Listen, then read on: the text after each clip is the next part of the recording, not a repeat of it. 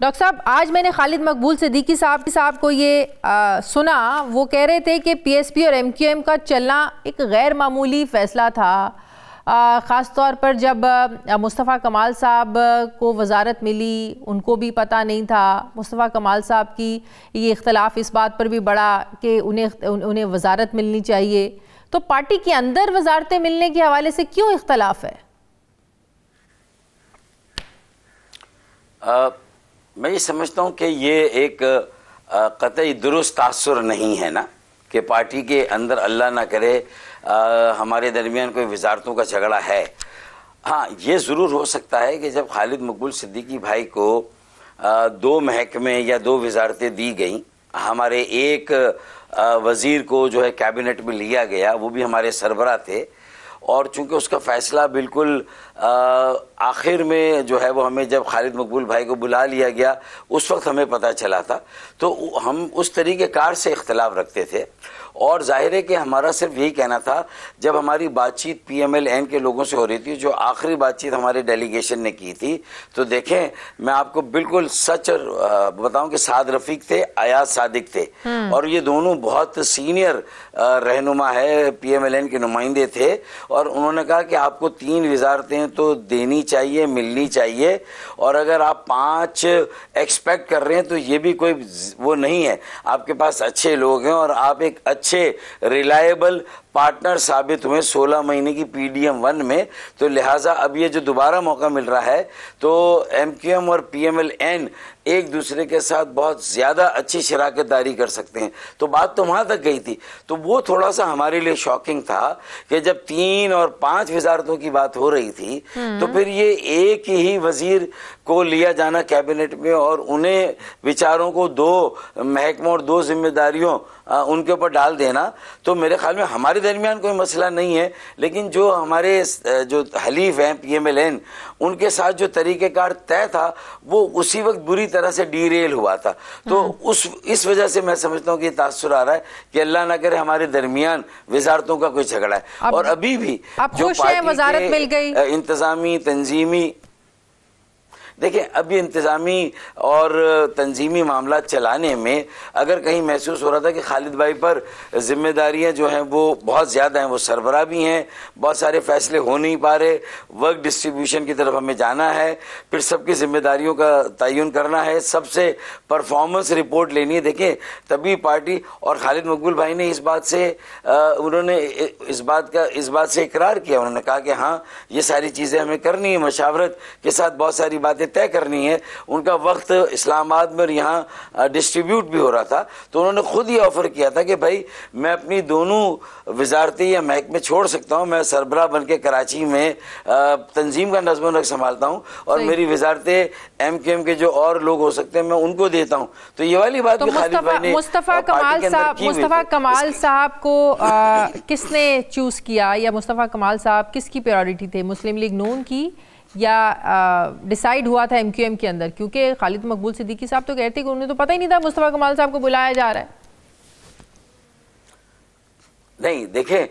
जो तय हुआ था वो पार्टी के अंदर ही हुआ था। खालिद मकबूल भाई भी थे मौजूद जब हमारे इंतज़ामी तंजीमी इख्तलाफात जो गुज़िश्ता दिनों हुए थे, और जो पार्टी के अंदर रहने की बजाय थोड़ा पार्टी से बाहर ये पैमाना छलक गया था, बाहर भी लोगों को मालूम हुआ था कि ये है। और जब हमने अपनी सलाहियतों का भरपूर इस्तेमाल करके जैसे मर्जर हुआ था और मर्जर को मुमकिन बनाया था, इसी तरह इस मर्जर को अब चलाना भी मुमकिन बनाना है। इसके अलावा कोई चॉइस और रास्ता भी नहीं, ये सब जानते हैं, और उसमें कहीं ना कहीं गलतियां सबसे ही होती हैं। तो उसका रियलाइजेशन, उसकी एहसास करके सबसे पहले तय हुआ कि भाई एक दूसरे की इज्जत और एहतराम को हर हाल में मुकदम रखना है, कोई भी इख्तलाफ है आपस में फौरन सर जोड़ के बैठना, उसको दूर करना है। और उसी में तय हुआ कि भाई खालिद मकबूल भाई की एक आधी वजारत अगर मुस्तफ़ा कमाल भाई ले लें तो वो भी इसमें कुछ बेहतर कंट्रीब्यूट कर सकेंगे, और वो अपनी तवानाई वैसे MQM की एक बात को दाद देनी पड़ेगी कि MQM के दरमियान पार्टी के अंदर जाहिर है जमहूरियत होती है तो इख्तलाफात भी होते हैं पार्टी के आपसी लोगों में,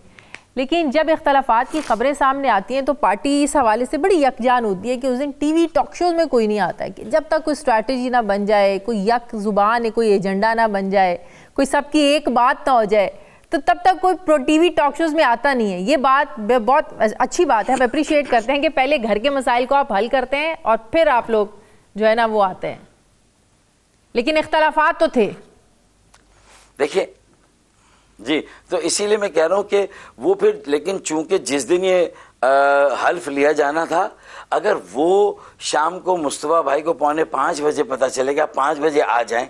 वो तरीका गलत है। और जब उनको 5, तो फिर खालिद भाई उस वक्त फ्लाइट लेके वापस आ गए थे, तो ये कितना गलत इंप्रेशन जाता है कि मुस्तफा भाई हलफ ले रहे हों और वहाँ खालिद भाई भी मौजूद ना हो, मैं पहले से कराची में हूँ, तो कोई किसी के पास ये वक्त और मौका ही ना हो कि वहाँ पर कम से कम हम भी उन मेहमानों के साथ और दूसरे जो वहाँ पर शरीक थे जो उस हल्फ बर्दारी में, हम भी वहाँ हों, तो वो एक तो ये तो मुस्लिम लीग, हाँ तो ये मुस्लिम लीग नून को चाहिए था ना, उनको चाहिए था इन्फॉर्म करते, पार्टी हेड को इन्फॉर्म करते, बताते, बाकायदा इनविटेशन देते। मैं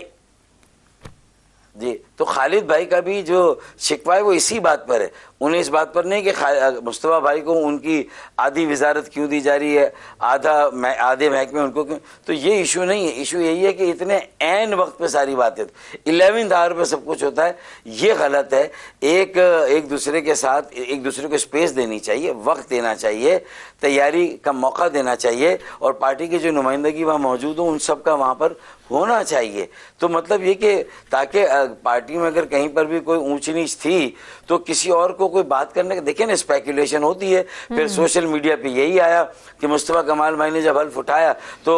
उनकी क़यादत में से, उनके एमएनएज में से वहाँ तकरीबन कोई मौजूद नहीं था। तो इसलिए मुस्लिम लीग को भी चाहिए कि भाई ऐसे, और फिर अगर आसिफ अली जरदारी साहब सदर थे और वहाँ से ये दावत आनी थी, तो